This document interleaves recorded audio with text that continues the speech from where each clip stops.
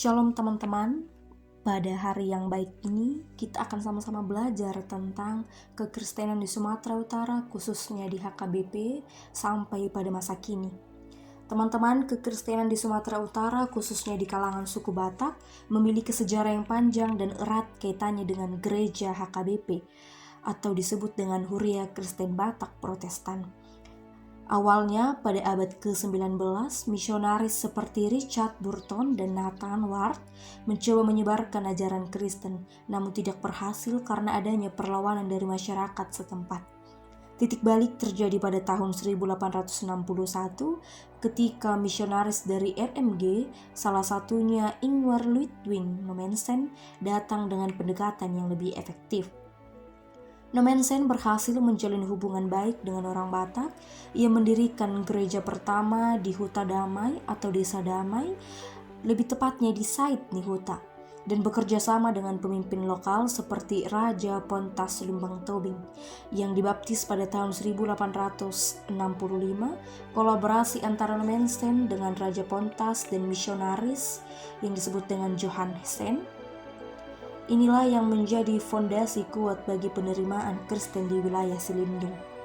Pada tanggal 7 Oktober 1861, 4 misionaris yaitu Heine, Klemer, Betz, dan Van Hassel bertemu di Parosorat atau di Sipirok dan secara resmi mendirikan gereja Batak.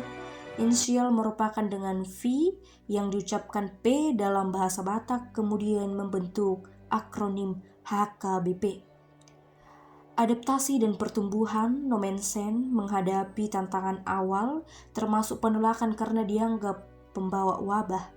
Ia kemudian mendirikan Huta Damai sebagai pemukiman khusus bagi umat Kristen, lengkap dengan sekolah dan gereja.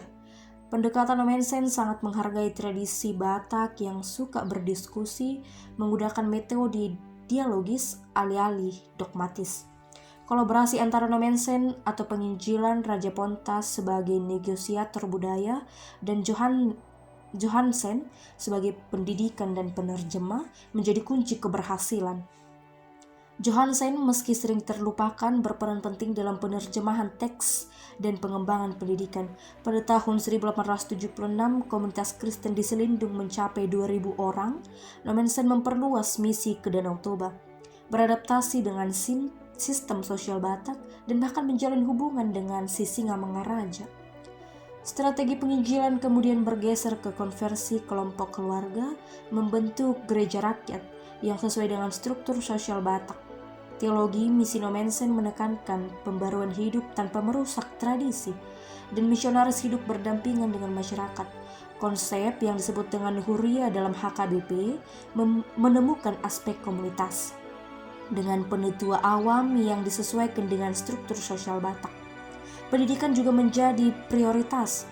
Sekolah-sekolah didirikan dan pelatihan guru lokal digalakan untuk memenuhi permintaan kemajuan atau yang disebut sebagai bahasa Batak hamajuan.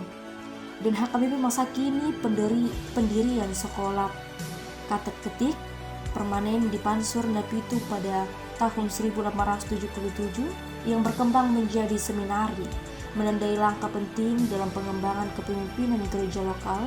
Keberhasilan misi di Batak menunjukkan bahwa penyebaran agama membutuhkan adaptasi budaya, pendidikan, dan integrasi sosial. Pada saat Nommensen wafat tahun 1918, HKBP telah memiliki 180.000 anggota. Meskipun menghadapi tantangan internal di masa kolonial dan pasca kemerdekaan, semangat kemandirian HKBP terus menjadikannya salah satu denominasi Kristen tersebar di Indonesia hingga abad ke-21. Dengan jutaan anggota dan ribuan gereja, pada saat ini HKBP tidak hanya menjadi simbol kekristenan Batak, tetapi juga berperan penting dalam kehidupan berbangsa dan bernegara.